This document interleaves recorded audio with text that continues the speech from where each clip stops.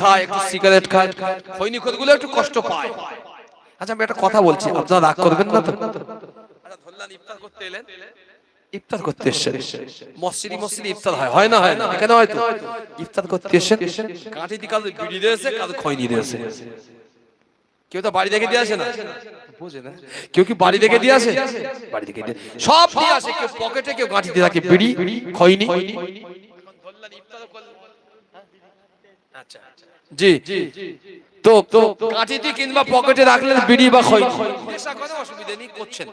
এখন প্রশ্ন হলো, ওই অবস্থা আল্লাহর কাছে দোয়া চাচ্ছেন, আল্লাহ আমার মাফ করে দিও, আল্লাহ আমার রোজা কবুল করে নিও, আল্লাহ দাতার ইফতারি কবুল করো, আল্লাহ বালা মুসিবত দূর করে দিও।